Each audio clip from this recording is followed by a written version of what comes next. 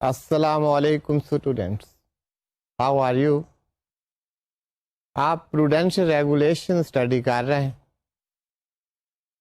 Prudential regulations کا purpose, objectives, significance and the scope of prudential regulation, اس پر ہم بات کرتے رہے. تو اب وہ جو ہم نے باتیں کی ہیں، وہ جو پرپز یا اسکوپ جو آپ تک میں نے پہنچایا ہے، اب وہ اسٹیج ہے کہ جب یہ ریگولیشنز آپ کے سامنے آ رہے ہیں تو you have to find out how that purpose is being achieved and you can also appreciate the scope of these regulation. You have to go through and through. وہ جو ہم کہتے ہیں you have to read between the lines, that is necessary.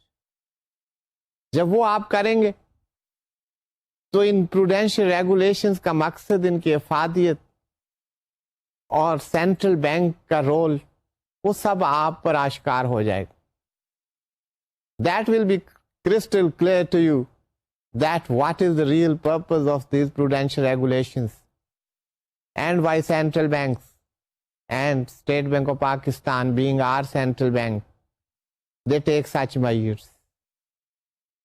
تو وہ lending culture ہو یا borrowing culture ہو یا stack holders کے انٹرسٹ کو سیف گارڈ کرنا ہو یا گڈ گورننس ہو یا گڈ مینجمنٹ ہو، یہ تمام چیزیں آپ کو ان ریگولیشن میں نظر آ رہی ہوں گی. ہم نے کنزیومر فائنینسنگ کے بارے میں جنرل ریکوائرمنٹس کو دیکھا. ہم نے کریڈٹ کارڈ کے بارے میں کچھ ریگولیشنز کو دیکھا.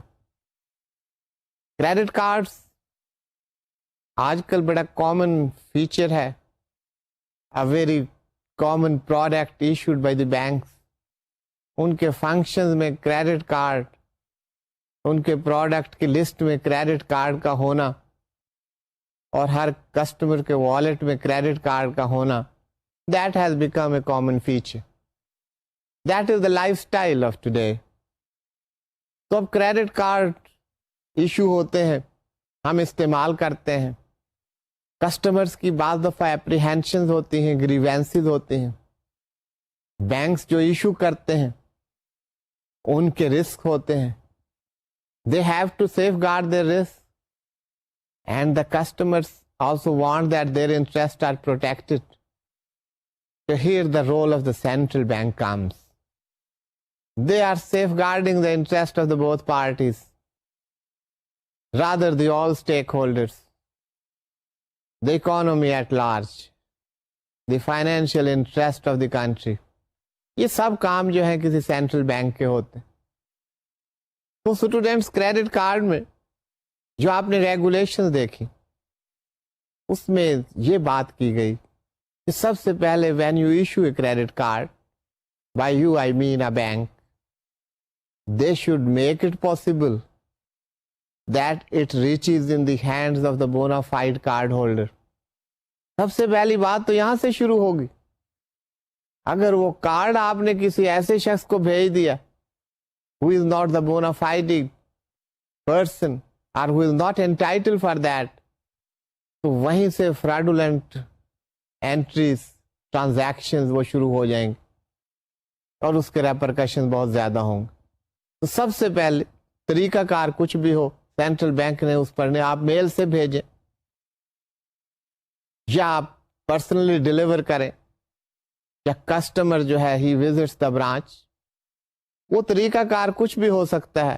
یہ انشور کرنا ضروری ہے that it reaches in the hands of the card holder. اور اس کے ساتھ ساتھ بینک کو یہ بھی کہا گیا ہے bank must ensure that card holder is advised that he should keep the pin code secret. PIN stands for personal identification number. That should be kept secret and that should not be discussed or disclosed to anybody else. اس کی importance جو ہے that should be brought home to the customer. Customer کو یہ بات بتانا بھی bank کی duty میں شامل ہے تاکہ پرابلمز بعد میں نہ ہو. یعنی ریگولیشن میں بتایا گیا کہ بینک کی ڈیوٹی ہے کہ منتھلی اسٹیٹمنٹ بھیجی جائے کارڈ ہولڈر کو, اس میں ڈیو ڈیٹ مینشن ہو, وین دیٹ اماؤنٹ از, اگر آپ کی آؤٹ اسٹینڈنگ اماؤنٹ ہے تو اس کی ڈیو ڈیٹ آف پیمنٹ کیا ہے, that should be clearly in a very clear terms, that should be stipulated, mentioned in the statement. اور اگر کوئی آپ کی پینلٹی ہے, کوئی فی ہے, that are to be charged, تو اس کے بارے میں کہا گیا کہ the bank while entering into the agreement with the card holder, تو اس ایگریمنٹ میں یہ بات شامل کی جائے کہ اگر آپ ڈیو ڈیٹ پر پیمنٹ نہیں کریں گے تو what will be the penalty, fines or extra interest or mark upon that. تو یہ چیز بڑی ایکسکلوسively that should be mentioned in the agreement at the time of entering into that agreement. اس کے ساتھ ساتھ یہ بات ہوئی ہے کچھ لمٹ فکس کی جا سکتی. لمٹ کا میں نے کہا کہ from time to time this may change, لیکن unsecured کارڈ ہولڈرز کے لیے یا unsecured limit, the card holder کوئی بھی ہو اس کے لیے جو unsecured limit not backed by tangible security, یہ unsecured limit, that is rupees 500,000. Generally the word is used there, generally it would be 500,000, but it may be enhanced to rupees 2 million in case of the prime customers. جو اچھے customers ہیں, جن کا ری payment schedule اچھا ہے, track record اچھا ہے, اور یہ تمام چیزیں جو انہوں نے مینشن کی ہیں ریگولیشن میں, those are fulfilled, then he is entitled up to rupees 2 million. By he I mean the prime customer. Prime customer کے بارے میں بتایا گیا ہے کہ اس کے کریڈینشیلز, پروفائل, وہ کون ہوگا, کیسے ہوگا, that should be duly defined and that should be approved by the board of directors of the bank or the chief executive of the bank. یہ ایک پالیسی ہونی چاہیے, these will the prime customers, یہ ان کی qualifications ہیں, those should be duly defined and those should be duly approved. تو ان کو یہ لمٹ حاصل ہوگی. اس کے علاوہ if anybody is not a prime customer, he can also enjoy the card limit up to rupees 2 million, provided up to rupees 500,000 unsecured limit is allowed, as we have seen. اس سے زیادہ جو amount ہوگی that should be backed by tangible security. That should be a secure loan. اگر اس کے back پر security ہے تو that can be provided, that facility rather limit can be provided up to rupees 2 million. اسی طرح یہ بھی بات ہوئی کہ اگر کوئی کارڈ کسی کا گم ہو جاتا ہے, that is lost or stolen. So in that very situation, in that case, if any transaction takes place, after it is brought to the notice of the bank that the card has been lost or stolen, and some transaction takes place, then it would be the responsibility of the bank to make good the loss to the card holder. اب یہاں پر جو ہم بات کرتے رہے ہیں کہ purpose کیا ہے, سینٹرل بینک کیا کر رہا ہے, اس ریگولیشن میں دیکھیں کہ وہیں یہ کہا جا رہا ہے کہ اگر یہ لاس ہو جاتا ہے تو یہ رسپانسبلٹی ہے بینک کی کہ کارڈ ہولڈر کو اس کی پیمنٹ کرے. لیکن اس کے ساتھ ساتھ یہ بھی بات ہے کہ بینکس آر انکریجڈ, بینکس کو چاہیے کہ انکریج کس بات کے لیے کیا جا رہا ہے, ٹو گیٹ انشورنس کور, کہ اس بات کا انشورنس کور ان کے پاس ہو کہ اگر ہمیں کوئی ایسی پیمنٹ کی جائیں جو فراڈولنٹ پیمنٹس ہو گئی ہیں, and bank has to suffer because they have to pay to the card holder, so that should be duly covered through an insurance policy. لیکن یہاں پر دیکھیں کارڈ ہولڈر کے انٹرسٹ سیف گارڈ ہو رہے ہیں, بینک کو انکریج کیا جا رہا ہے, ایڈوائز کیا جا رہا ہے, اس کو بتایا جا رہا ہے کہ آپ ایسا کیجئے, آپ اپنے انٹرسٹ کو ایسے سیف گارڈ کیجئے. لیکن ساتھ ہی ساتھ یہ نہیں کہ آپ انشورنس کور لے رہے ہیں اور بغیر بتائے کارڈ ہولڈر کو اس کے اکاؤنٹ سے آپ پریمیم کی اماؤنٹ ڈیبٹ کر رہے ہیں. نو, it is stated that you cannot do that. that bank cannot recover any amount on account of the premium of insurance from the cardholder's account where his consent is not there. That is, without the consent of the cardholder, such debits cannot be made. That is, debits on account of the payment of the insurance premium by the banks. Anyhow, with the consent of the cardholders, such arrangements can be made. So students, prudential regulations میں آپ دیکھتے ہیں کہ یہ بہت transparent طریقہ کار ہے اور پرپز جو ہے وہ یہ to safeguard the interest of the respective parties of the system as a whole. میں نے آپ سے شروع سے بات کیے جا رہا ہوں, ہم نے کئی دفعہ یہ بات ڈسکس کی کہ جب آپ فائنینسنگ کرتے ہیں, آپ سے مراد بینکس, جب فائنینشیل سیکٹر فائنینسنگ کر رہا ہوتا ہے اور ڈیفالٹ زیادہ ہو جائے تو فائنینشیل سسٹم کولیپس کر جائے گا. And when financial sector collapses the economy collapses. تو یہ پروڈینشیل ریگولیشن اس وجہ سے ہیں کہ فائنینشیل سسٹم کو بچایا جائے. تو یہ اکانومی کو, کنٹری کے لیے یہ بہت امپورٹنٹ ہے. یہ نہیں ہے کہ ایک طریقہ کار ہے, ریگولیشنز ہیں اور ہم انہیں دیکھتے جا رہے ہیں اور پڑھتے جا رہے ہیں اینڈ دیٹس آل. نو. اور اس کے ساتھ ساتھ یہ طریقہ کار کتنا ٹرانسپیرنٹ ہے. آپ دیکھیے کہ اسی پروڈینشیل ریگولیشن میں کسٹمر کے انٹرسٹ سیف گارڈ کیے جا رہے ہیں, ساتھ ساتھ بینک کے انٹرسٹ اس کو ایڈوائز کیا جا رہا ہے. کسٹمر کو کہا جا رہا ہے کہ اگر کوئی unauthorized transaction that takes place in the bank when the bank has been duly intimated, it will be the responsibility of the bank to make good the loss to the customer. یہ بات ہم کر چکے ہیں. ساتھ ساتھ bank کو کہا جاتا ہے کہ آپ انشورنس پالیسی لیں, اور اسی کے ساتھ آپ دیکھیے کہ انشورنس پالیسی جب آپ لے رہے ہیں تو یہ نہیں کہ پریمیم کو آپ بغیر کسٹمر کو بتائے ڈیبٹ کرنا شروع کر دیں اس کے account. You can do that of course with the consent of the customer. تو یہ ٹرانسپیرنسی آپ کو نظر آ رہی ہے. اور ڈیزائر کیا ہے؟ فائنینشیل سسٹم کو انٹیکٹ رکھنا, بینکنگ سسٹم کو پروٹیکٹ کرنا, گڈ گورننس کرنا, ایک ہیلدی لینڈنگ اور بوروئنگ کلچر جو ہے اس کو ڈیولپ کرنا. یہ تمام ایکٹس, یہ تمام ریگولیشن, یہ اس مقصد سے سب کیے جا رہے. تو اسٹوڈینٹس, ایک ہم نے کلاسیفیکیشن کی بات کی. میں کلاسیفیکیشن کی بات اس وجہ سے کہہ رہا ہوں, ادروائز وی سے کلاسیفیکیشنز, کہ کریڈٹ کارڈ میں صرف ایک ہی کلاسیفیکیشن, اینڈ دیٹ از لاس. یہ لاس کب کلاسیفائی ہوتا ہے کوئی اکاؤنٹ؟ جب کہ کوئی پیمنٹ 180 days یا اس سے زیادہ اوور ڈیو ہو. That is not paid by the card holder. Such an account is classified at loss. جب کوئی اکاؤنٹ لاس کیٹیگرائز ہو جائے, کلاسیفائی ہو جائے,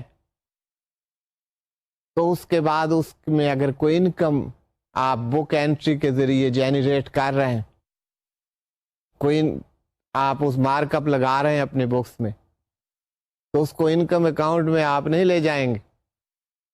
that will be kept in the suspense account. Income account میں اسی وقت لے جائیں گے جب واقعی انکم جنریٹ ہو رہی ہو. meaning thereby when the customer is paying you, that is paying you in cash. جب وہ کیش آپ کے پاس آ رہا ہو, جب فنڈز کے انفلوز آپ کے پاس آ رہے ہو, then you can take that to the income. Book entry سے آپ انکم میں نہیں لے جا سکتے. تو یہ بھی ایک بہت بڑی بات ہے. اس پر ہم نے ڈسکس کیا کہ آخر یہ کیوں ہوتا ہے, کیا پریکٹس تھی, کیا پرپز ہے یہ کلوز رکھنے. ایسا کیا جائے تو ایک پروویژن کرنا ضروری ہے.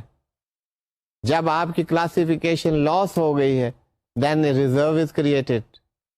That is the 100% of the outstanding amount, less any tangible securities. اگر آپ کے پاس کوئی tangible securities ہیں, اس کو outstanding amount سے لیس کر دیں گے, اور باقی جو اماؤنٹ ہوگی اس کے برابر آپ کو ریزرو کریٹ کرنا پڑے گا. that will be out of the profit of the bank. تو یہ بینک کے انٹرسٹ کو سیف گارڈ کرتا ہے، کیونکہ بینک اگر ڈیفالٹ کرتے بھی ہیں تو ان کے پاس ایک ریزرو ہے، اور ساتھ ہی ساتھ یہ ادر اسٹیک ہولڈرس کے انٹرسٹ کو سیف گارڈ کرتے. These are the some of the steps which are taken under prudential regulations by the banks. تو consumer financing میں ہم نے دیکھا there are other types as well. تو اب ہم کریڈٹ کارڈ کے بعد آٹو لونز کی طرف بڑھ رہے ہیں. اسٹوڈینٹس آٹو لونز میں ریگولیشن 9 to 13 ہم دیکھیں گے، اس کے بعد ہم آپریشنس کی 06 to 09 دیکھیں گے. ریگولیشنس ریگارڈنگ ٹو آپریشنس وہ 06 to 09 ہے. ریگولیشن 14 ہوگا that is about the classification of loan.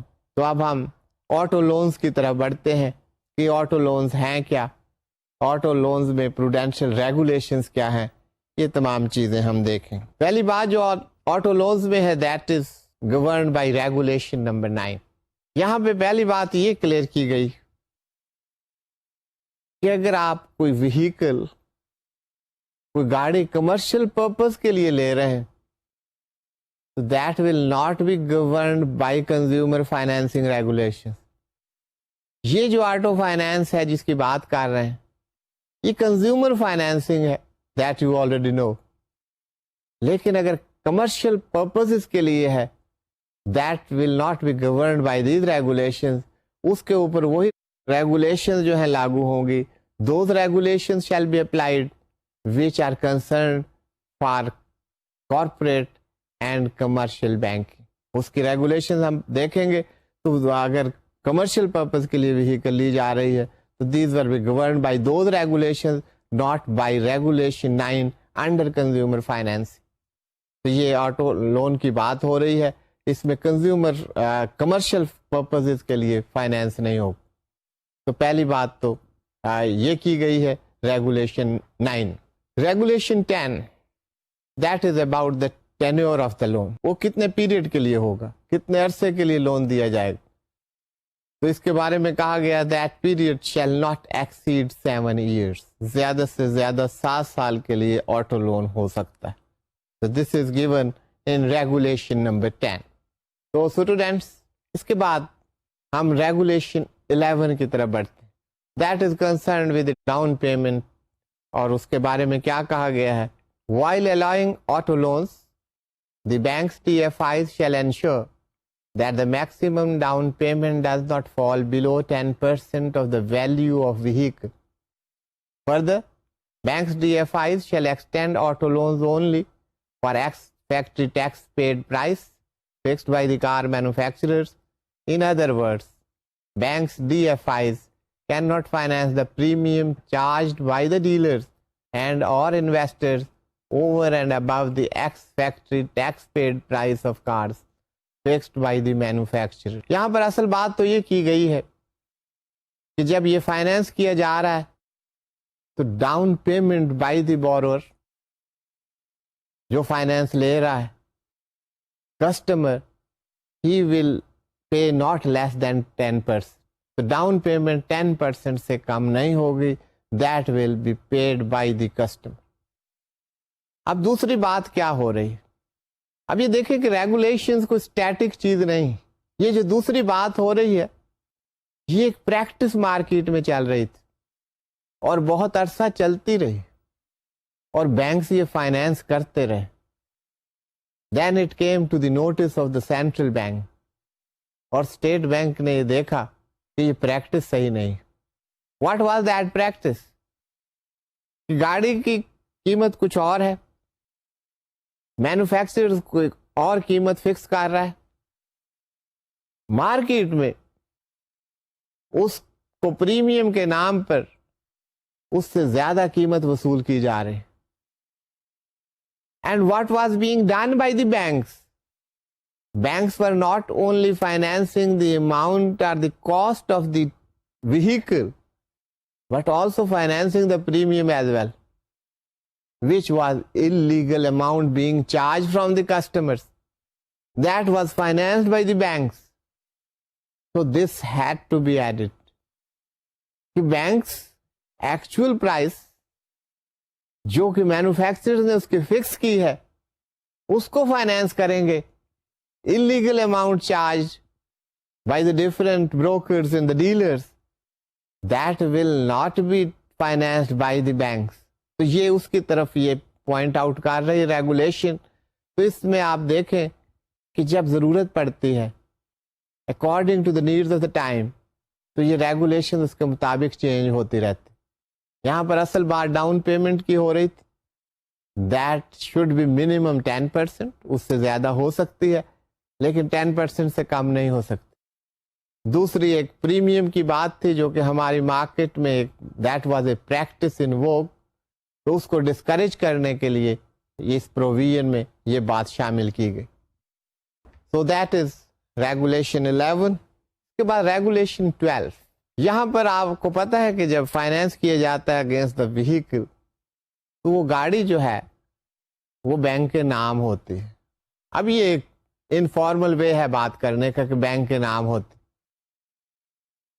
وہ کیا طریقہ کار ہے, وہ کیا موڈ ہے, وہ کون سا انسٹرومنٹ ہے جس کے ذریعے interest of the banks those are also safeguarded. وہ اس انسٹرومنٹ کی کیا بات ہے, وہ انسٹرومنٹ کون سا ہے, اس کے بارے میں ہم بات کرتے. آپ نے پڑھا ہے پہلے بھی بہت سارے طریقہ کار ہیں اپنے انٹرسٹ کو سیف گارڈ کرنے کے لیے. آپ نے مارٹگیج کی بات کی, پلیج کی بات, hypothecation, you have studied all that. تو اس کی ڈیٹیل میں ہم نہیں جا رہے کہ یہ کیا ہے, لیکن یہاں پہ طریقہ کار ہائپوتھیکیشن کا استعمال ہو رہا ہے. اب آپ ریگولیشن 12 دیکھیے. In addition to any other security arrangement on the discretion of the bank's DFIs, the vehicles financed by the bank's DFIs shall be properly secured by way of hypothecation.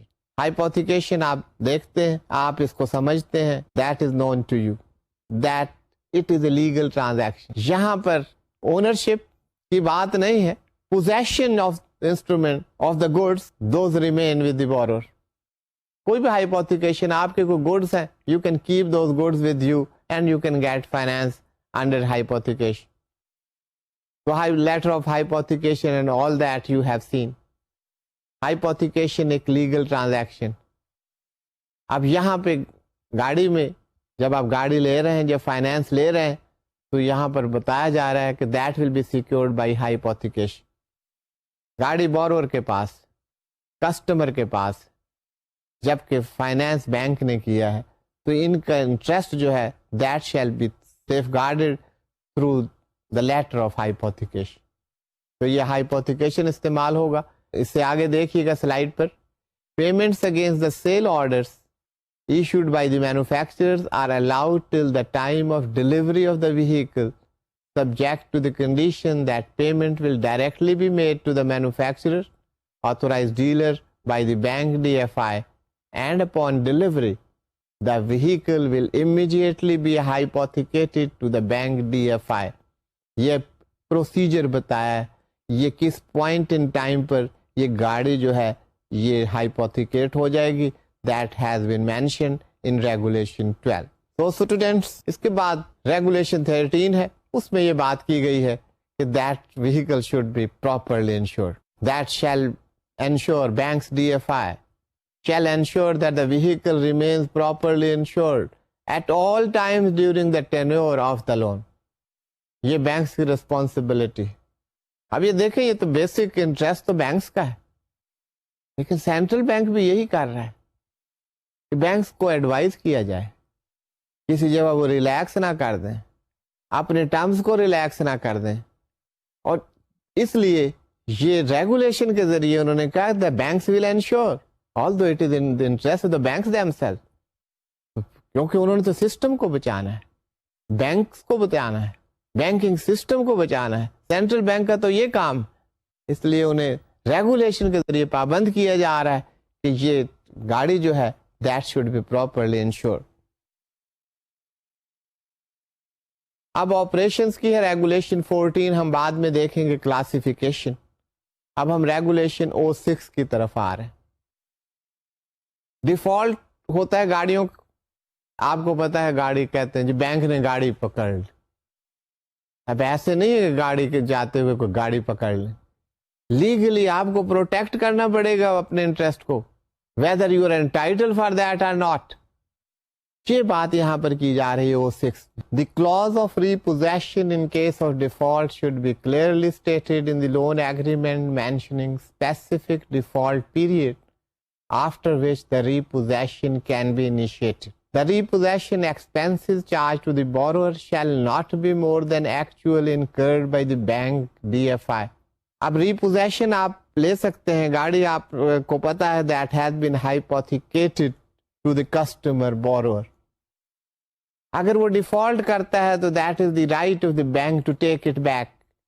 लेकिन ये राइट आया कहाँ से? वैसे ये agreement में पूरी तरह मेंशन होना चाहिए, very specifically. It should be mentioned in the agreement between the customer and the bank that bank can take repossession when and how. कब डिफॉल्ट करे, कैसे डिफॉल्ट हो, कितनी इंस्टॉलमेंट नहीं पे की, that should be specifically mentioned and agreed between the parties. उसके बगैर ये रिपोजेशन नहीं ली जा सकती। अब यहाँ पे राइट दिया जा रहा है बैंक को रिपोजेशन का, सब्जेक्ट टू द एग्रीमेंट, लेकिन उसके साथ साथ बैंक को ये इजाजत नहीं है कि इस रिपोजेशन के नाम पे जितने मर्जी चार्जेस आप लेते रहे। यहां पर सेंट्रल बैंक ये कह रहा है कि एक्चुअल चार्जेस से ज्यादा आप चार्जेस नहीं ले सकते रिपोजेशन की। गाड़ी तो आप ले सकते हैं as per agreement, not contrary to the agreement, but the expenses charge should not be the more than the actual expenses incurred by the bank. तो ये एक पाबंदी है और आप इसकी स्पिरिट देख सकते हैं, मैं आपको बार बार बताता रहा हूं। Now you have to see what's happening और इन रेगुलेशंस का मकसद क्या है। हाउएवर ये regulation O6 that is continued. However, the maximum amount of repossession charges shall be listed in the schedule of charges provided to the customers. इससे आगे की बात, स्केड्यूल ऑफ चार्जेस में ये जो चार्जेस आपने लेने हैं in case of repossession if at all, what is that schedule of charges that must be attached to the agreement. The bank DFIs shall develop an appropriate procedure for repossession of the vehicles and shall ensure that the procedure is strictly in accordance with law. कोई legal बात नहीं है, law of the land जो कहता है उसके अंदर ही ये पॉलिसी बनाई जा सकती है। ये सेंट्रल बैंक बैंकों को बता रहा है कोई लीगल काम आप नहीं करेंगे कि आपने फाइनेंस किया है और रिपोजेशन आप कर सकते हैं as per agreement, but you have to proceed and move according to the law. जो लॉ ऑफ द लैंड है उसकी कहीं पर इन्फ्रिंजमेंट ना हो, उसकी कहीं पर वायलेशन ना हो, ना एग्रीमेंट की इन्फ्रिंजमेंट हो, ना किसी लॉ की वायलेशन। तो that should be according to law. अब ये एक बहुत बड़ी बात है जो यहाँ पर रख दी गई है। अब इसकी डिटेल्स को वर्कआउट कर सकते हैं कि कौन से लॉज जो है उनको एडहियर करना है, कौन से लॉज हैं जिनकी वायलेशन हुई है। That is up to the respective parties. Regulation number 7, ये O7 की बात कर रहे हैं, दिस इज नॉट R7, ये ऑपरेशंस की बात हो रही है। अब यहाँ पर रीपेमेंट स्केड्यूल की बात है। जब फाइनेंस किया है तो उसकी रीपेमेंट भी होनी है, तो रीपेमेंट का एक स्केड्यूल होना चाहिए, how the amount is to be repaid. A detailed repayment schedule should be provided to the borrower at the outset. Where alterations become imminent because of the late payments or prepayments and the installment amount or period changes significantly, the revised schedule should be provided to the borrower at the earliest convenience of the bank DFI, but not later than 15 days of the change. यहाँ पर एक simple बात की गई है कि repayment schedule जब आप फाइनेंस कर रहे हैं उस वक्त तय हो जाना चाहिए एट द वेरी आउटसेट। जब आपने लोन दिया उसमें कोई चेंजेस आ सकती हैं, ऑल्ट्रेशन हो सकती है, किसी वजह से कोई प्री पेमेंट्स हो गई या लेट पेमेंट्स हो गई, दैट स्केड्यूल में बी चेंज सिग्निफिकेंट। अगर कोई सिग्निफिकेंट चेंज है, अगर ऐसी हुई है, तो रीपेमेंट स्केड्यूल दोबारा जो है रिवाइज स्केड्यूल जो है वो डिज़ाइन किया जाएगा और वो बोरोअर को फौरी तौर पर वो स्केड्यूल मुहैया होना चाहिए that should be brought to the notice of the customer. اب وہ یہ جو immediately کی بات کر رہے تھے یا at the earliest convenience but not later than 15 days of the chain. So that must be brought to the notice of the customer اگر ری پیمنٹ اسکیجول میں کوئی چینج ہو. تو یہ آپ اس میں دیکھ رہے ہوں گے, میں یہاں پر کمنٹس آپ کو نہیں دے رہا, یہ کمنٹس آپ کے سامنے آنے چاہیے. کیا ٹرانسپیرنسی ہے, کیا فیئرنیس ہے, کیا پرپز ہے, کیسے انٹرسٹ سیف گارڈ ہو رہے ہیں ریسپیکٹو پارٹیز کے, یہ بوروئنگ لینڈنگ کلچر کہاں پہ آپ کو نظر آتا ہے, اس میں امپروومنٹ, گڈ گورننس آپ کو کہاں نظر آئے گی, گڈ مینجمنٹ کہاں نظر آئے گی. آپ گورننس اور مینجمنٹ پر ریگولیشن دیکھیں گے تو وہاں آپ کو پتا چلے گا what standards have been devised and developed. اسی طرح چارجز کے بارے میں کہا گیا ہے, further even in the case insignificant changes upon the request of the customer, the bank DFI shall provide him revised repayment schedule free of cost. کہ repayment schedule کے لیے آپ کوئی چارجز نہیں لیں گے, فیس نہیں لیں گے, that will be provided free of cost. اب یہ فائنینسنگ یوزڈ کار کے لیے بھی ہو سکتی ہے, تو اس کے لیے ریگولیشن جو 08 ہے اس میں بتایا گیا. The bank's DFIs desirous of financing the purchase of used car shall prepare uniform guidelines for determining the value of the used vehicles. Value کو کیسے determine کیا جائے گا, اس کے لیے یونیفارم گائیڈ لائنز جو ہیں وہ تیار کی جائیں. ہر in no case bank DFI shall finance the cars older than 5 years. 5 سال سے زیادہ جو پرانی گاڑیاں ہوں گی ان کو فائنینس نہیں کیا جائے گا. That is the regulation by the state bank of Pakistan کہ اتنی پرانی گاڑیوں پہ آپ فائنینسنگ نہ کریں, آپ ایکسپوجر نہ لیں. ہاں 5 سال تک کی گاڑی اگر یوزڈ کار ہے تو اس پر فائنینس کرنے کے لیے آپ گائیڈ لائنس تیار کریں گے, پالیسی بنائیں گے, اینڈ یو کین فائنینس. یہ یوزڈ کار کے بارے میں بات. اس کے بعد 09 کی بات کر رہے ہیں. دیکھیں یہ اس میں کوئی ریگولیشن والی بات نظر نہیں آ رہی, لیکن اگر ان بٹوین دا لائن دیکھیں تو بڑی ضروری چیز. یہاں پر ایسا نظر آ رہا ہے کہ کہہ رہے آپ ڈیلر سے اپوائنٹ کر دیں, لیکن اس کا پرپز کیا ہے, that is very important. The banks DFIs should ensure that a good number of authorized auto dealers are placed at their panel to eliminate the chances of collusion or other unethical practices. صرف یہ بات نہیں ہے کہ dealers کی list آ گئی اور بہت سارے ڈیلرز اپوائنٹ ہو گئے, لوگوں کو کنوینئنس ہوگی, نو ڈاؤٹ, لیکن یہ کہ اگر چند لوگ ہوں گے تو آپس میں مینوفیکچررز اینڈ ڈیلرز وہ مل کر جو ہے they can work against the interest of the customer. وہ کہتے ہیں ان میں کوئی کلوژن نہ ہو, کوئی ملی بھگت نہ ہو سکے اور کوئی ان ایتھیکل پریکٹسز میں انوالو نہ ہو جائیں. اس وجہ سے یہ ضروری ہے کہ بینکس کے بہت سارے جو ڈیلرز ہیں وہ اپوائنٹ کرنے چاہیے. It is up to the customer کہ وہ کسی کے پاس بھی جا سکے. اب یہ ہوگا کہ اگر آپ کے 2-4 ڈیلر ہیں, اس سے بینک کی اور اس ڈیلر کی آپس میں کلوژن ہو سکتی ہے, and that may be detrimental to the interest of the customer. تو یہ بہت سارے ڈیلرز جو ہیں those should be appointed by the banks جن کے ذریعے گاڑیاں لے سکتے ہیں.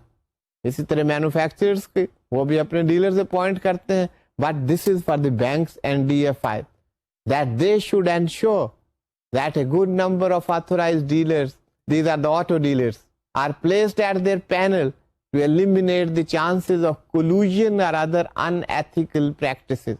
تو اس میں بہت کچھ کہہ دیا گیا ہے.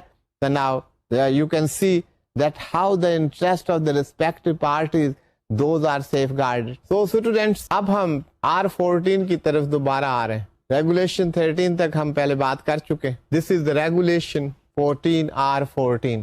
This is about the classifications. اب یہ بڑا امپورٹنٹ ہے کہ کلاسیفیکیشنز کا ماڈل تقریباً آپ کو یہی ملے. کریڈٹ کارڈ میں ایک تو یونیک سچویشن تھی کہ وہاں پر 180 days اگر اوور ڈیو رہے تو there was one classification and that was loss. اب کون کون سی کلاسیفیکیشنز ہیں, ان کے ڈٹرمنٹ کیا ہے, انکم کا ٹریٹمنٹ کیا ہے, پروویژننگ کیا ہے, یہ تمام چیزیں آپ کو ملیں گی. باقی بھی کلاسیفیکیشن میں یہی ہوگا. تو یہاں پر آپ دیکھیے آٹو لونز کے لیے ریگولیشن 14 میں کون کون سی کلاسیفیکیشنز ان کی ڈیٹیل میں جانے سے پہلے میں آپ کو بتا دوں کیونکہ آپ بہت دیر سے انتظار کر رہے ہیں کہ کلاسیفیکیشنز آپ کو بتائی جائیں گی. اب میں ایک ایک کر کے شروع ہو جاؤں، پھر آپ لاس تک پہنچنے میں کافی دیر نہ لگ جائے. تو اس لیے فوری طور پر آپ یہ سمجھ لیجئے کہ there are 3 classification. Sub standard ایک کلاسیفیکیشن، اس کے بعد doubtful, and third one is the loss. تو یہ کلاسیفیکیشنز ہیں.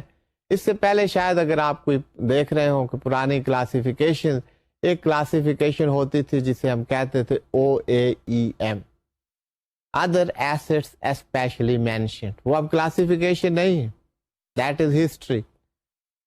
وہ ایک قسم کا ارلی وارننگ سگنل تھا. OAEM جو کلاسیفیکیشن تھی، اس میں کوئی پروویژننگ نہیں ہوتی تھی. اب آپ یہاں دیکھیں گے پروویژننگ، لاس میں بھی آپ نے پروویژننگ دیکھی تھی 100%. یہاں پر بھی ڈفرینٹ پروویژننگ ہے. کلاسیفائی کر دیا جاتا تھا لون، اس کو OAEM کہا جاتا تھا، ادر ایسٹس اسپیشلی مینشنڈ. اس میں کوئی پروویژننگ کی بات نہیں تھی، تو اس کو غیر ضروری سمجھا گیا اور وہ کلاسیفیکیشن ختم کر دی گئی. اب یہ جو ہم نے بات کی ہے 3 کلاسیفیکیشن یہ موجود. تو لیٹ اس سی یہ آٹو فائنینس میں کون کون سی کلاسیفیکیشن ہیں. تو یہی 3، کون کون سی والی بات تو نہیں ہے. یہ ہیں کیا؟ فرسٹ ون جیسے ہم نے بات کی، دیٹ از سب اسٹینڈرڈ. یہاں پر آپ کو کالم وہی نظر آ رہے ہیں. In the first column classification, in the second column determinant, in the third column treatment of income, and the fourth column provisions to be made. یہ 4 columns ہیں. these are before you. جن سے آپ دیکھیے گا. تو اب آپ دیکھیے first classification, that is substandard. substandard کس وقت ہوگی؟ what is the determinant of that؟ جو کہ آپ column number 2 میں دیکھ رہے ہیں. when a loan account that will be classified as substandard is determinant کہ یہ بات. what would determine that it is substandard? where markup, interest or principal is overdue by 90 days or more from the due date. Due date آپ کو بتایا تھا کہ اس کے payment کی کوئی ڈیو ڈیٹ ہوگی. ڈیو ڈیٹ کے بعد 90 ڈیز تک پے نہیں ہوا، that is overdue by 90 days from the due date. تو اس کو کلاسیفائی کر دیا جائے گا ایز سب اسٹینڈرڈ. یہ سب اسٹینڈرڈ کو کب کیا جائے گا؟ یہ بات یہاں پہ ہو رہی. مارک اپ، انٹرسٹ اور principle that is overdue by 90 days or more, that would be classified as substandard. Next, what will be the treatment of income? اس پر ہم نے پہلے بھی بات کی کہ بک انٹریز کے ذریعے آپ انکم میں نہیں لے جا سکتے کوئی اماؤنٹ. انکم میں اسی وقت اماؤنٹ کو کریڈٹ ہوگی when actually cash has been received. That will go to the income account so that the true accounts of the bank, DFI, those are reflected to the rest of the world. یہ purpose ہے اس کا. اب آپ اسے دیکھیے. Column number 3, treatment of income, how the income is to be treated. Unrealized markup interest to be kept in memorandum account and not to be credited to the income account. اب markup interest وہ unrealized ہے، ابھی realise نہیں ہوا آپ کو، تو اس کو آپ میمورینڈم اکاؤنٹ میں لے جائیں گے، سسپینس اکاؤنٹ میں لے جائیں گے، انکم اکاؤنٹ میں ٹرانسفر نہیں کریں گے اس کو. ایکسپٹ کس صورت میں آپ انکم اکاؤنٹ میں لے جا سکتے ہیں؟ Accept when realized in cash. جب کیش میں آپ کو ریئلائز ہوگا مارک اپ یا interest, that will be taken to the income account, otherwise not. Unrealized markup interest already taken to income account to be reversed and kept in memorandum account. آپ کو پتا ہے ایک پریکٹس تھی prudential regulation سے پہلے، یہ یہاں پہ کیوں نظر آ رہا ہے؟ جب کہ پہلے کہہ دیا گیا کہ یہ نہیں وہاں پہ جائے گا، تو اس کو ایڈ کرنے کی کیا ضرورت؟ جب یہ ریگولیشنز آئیں تو اس وقت یہی پریکٹس چل رہی تھی. بینکس انریلائزڈ مارک اپ انٹرسٹ اس کو انکم میں لے جاتے تھے. یہ ان کے لیے کہا جا رہا ہے کہ اگر کوئی ایسی سچویشن ہے کہ آپ اس سے پہلے انریلائزڈ مارک اپ یا انٹرسٹ کو انکم اکاؤنٹ میں ریفلیکٹ کر چکے ہیں، تو انکم اکاؤنٹ کو ڈیبٹ کریں اور میمورینڈم اکاؤنٹ کو کریڈٹ کیجیے. This is what is being said. اب اس کو آپ دیکھیں. That is about the treatment of income. یہ آپ دیکھ لیجئے کہ یہ میمورینڈم آف اکاؤنٹ میں جائے گا. میمورینڈم اکاؤنٹ یا جس کو آپ سسپینس اکاؤنٹ کہہ سکتے ہیں. Accept when realized in cash, unrealized markup, interest already taken to income account to be reversed and kept in memorandum account. یہ میں نے آپ کو اس کا rational and everything that I have explain to you. Provision کیا کریں گے؟ پروویژنگ جو اب موجودہ ہے دیٹ ول بی دا 25%. 25% کس کا ہوگا؟ 25% of the difference resulting from the outstanding balance of principal less the amount of liquid asset. اب یہ جو بیلنس ہوگا آؤٹ اسٹینڈنگ اس میں سے لیکوڈ ایسٹس آپ لیس کر دیں گے. وہ جو اماؤنٹ ہوگی دیٹ اس کا 25% جو ہے وہ آپ پروویژن کریں گے, وہ ریزرو کریٹ کریں گے. That will be out of the profits of the bank. تو یہ بینک کی ٹرو پکچر جو ہے اسے ریفلیکٹ کر سکے اور بینکس کو یہ بتا سکے کہ اتنا جو بیلنس ہے وہ سب اسٹینڈرڈ ہے, اس کے ریکوری کے لیے آپ نے سٹیپس لینے ہیں. اور اس کے ساتھ ساتھ بینک کے اوپر ایک بوجھ ہے کہ وہ جو لیکوڈیٹی جس کو وہ استعمال کر سکتے تھے وہ اب ریزرو میں انہیں لے جانا پڑی. تو بینکس کوشش کریں گے کہ ان کے فائنینس, ان کے لونز وہ کلاسیفائی نہ ہو. کلاسیفیکیشن ہوگی تو ان کی لیکوڈیٹی پوزیشن جو ہے وہ سکویز ہوتی جائے گی. تو یہ ایک قسم کی وارننگ بھی ہے, ایک قسم کے ان کو انڈرسٹینڈنگ ہے اور ان کو سمجھانا ہے کہ how you have to act prudently. یہ اسی لیے ان کو پروڈینشیل ریگولیشنز کہا گیا ہے. تو پروڈینٹ وے میں کام کرنے کے لیے آپ کو کیا کیا کرنا ہے, اگر نہیں کریں گے تو یہ سب کچھ ہو سکتا ہے. ایڈوائس بھی ہے, یہاں پہ ریگولیشنز بھی ہیں, یہاں پہ پروویژننگ بھی ہے, یہ تمام سٹیپس لینے ہوتے. تو one classification is sub standard, other is doubt full.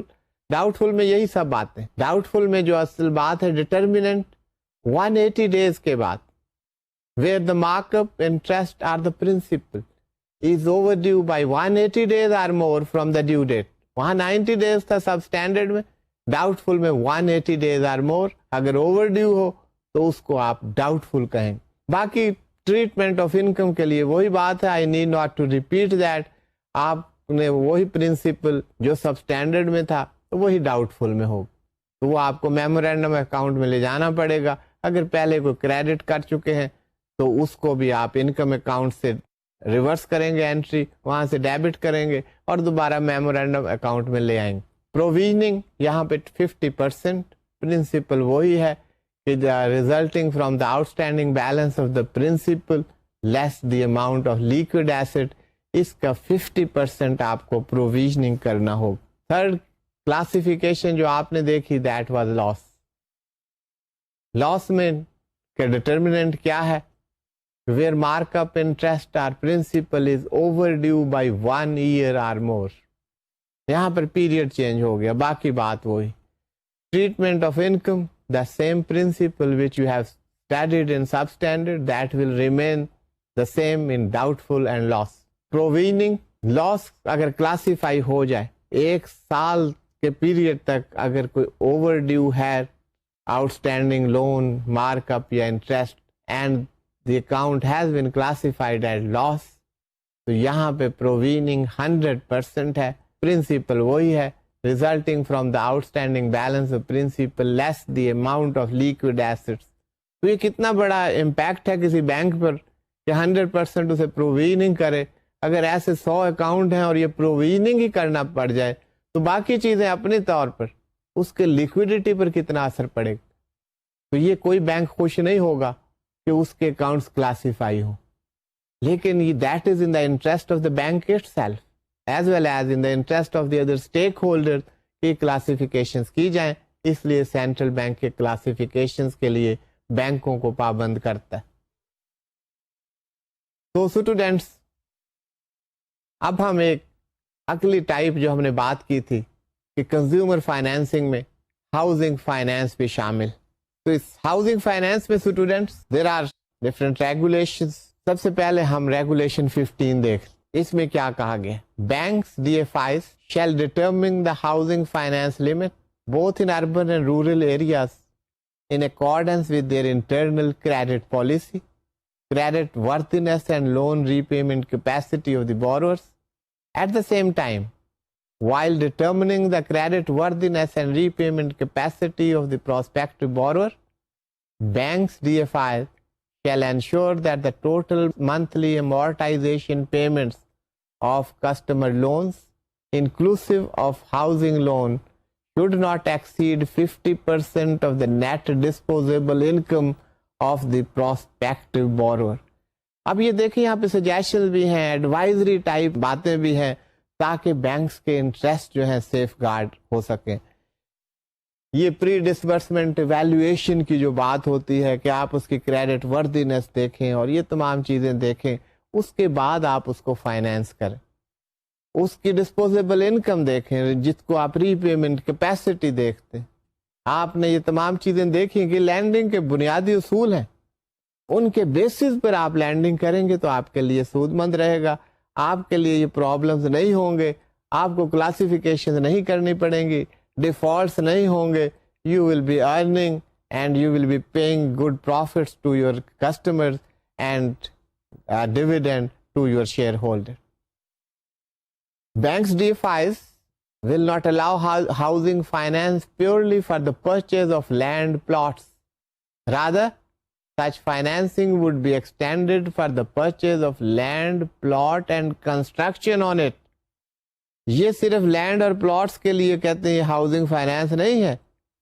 Land کے لیے بھی دیں گے, پلاٹ کے لیے بھی دیں گے, اور اس پر اگر کنسٹرکشن کے لیے وہ لے رہے ہیں, construction on the land and plot, تو اس کام کے لیے آپ یہ ہاؤسنگ فائنانس دیں گے. صرف purchase and sale of the land and plots, اس کے لیے ہاؤسنگ فائنانس فیسلٹی استعمال نہیں ہوگی. That is the restriction by this central bank.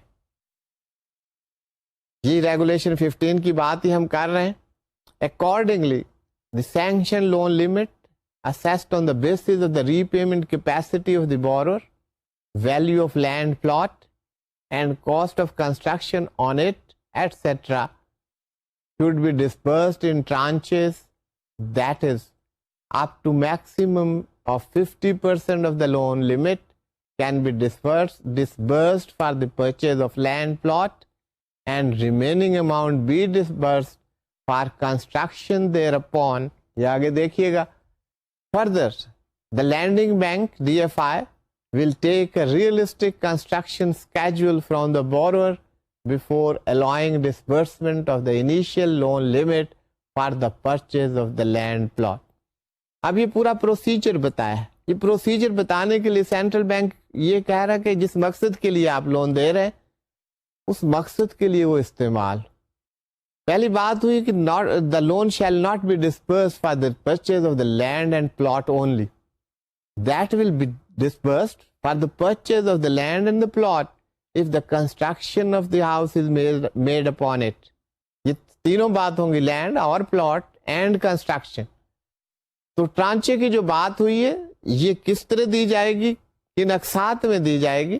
Up to 50% land یا پلاٹ کے لیے آپ دے سکتے ہیں, اور باقی جو ہے وہ کنسٹرکشن اور اس کے مختلف سٹیجز کے مطابق آپ اس کو ڈسبرس کیجیے. تو these are the guiding principles you can say. تو یہ ریگولیشن 15 میں تمام باتیں کی گئی ہیں ہاؤسنگ فائنانس کے بارے میں. تو اسٹوڈینٹس ہم یہ ریگولیشنز کنٹینیو رکھیں گے ریگارڈنگ دی ہاؤسنگ فائنانس. آج کا لیکچر میں یہیں پہ ختم کرتا ہوں. Thank you for being with me. اللہ حافظ.